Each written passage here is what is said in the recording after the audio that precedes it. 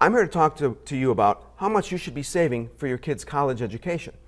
Now, really when it comes to how much you should be saving, it's not really a question of how much as it is when you should start that saving process.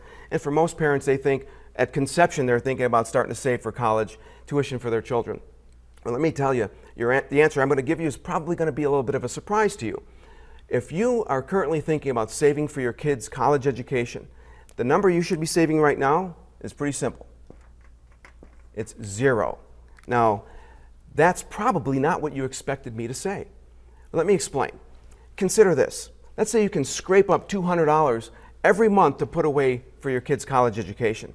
Let's further say you got 10 years before you're going to send Junior off to college. That's going to mean $2,400 a year or $24,000 in 10 years plus a little interest. Let's say you're up to about $30,000. And then when Junior goes to college, you're going to have that $2,400 a year again to help them with expenses while they're away, which is over a 4-year period, $9,600.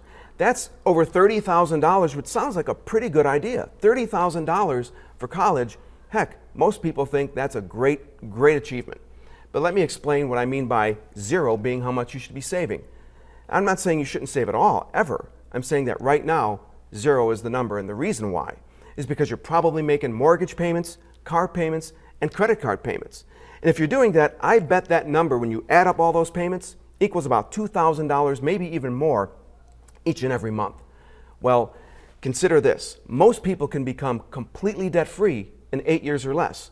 And if you were in that situation, let's say it took you the full 10 years, and by the time Junior went off to college, you had nothing saved, but you had $2,000 a month to put towards their education instead of $200. In the first year, $2,000 a month is $24,000. And the next year is another $24,000. You're talking $96,000 to be able to help support Junior's college education. And you're debt-free. And how you do that is pretty simple.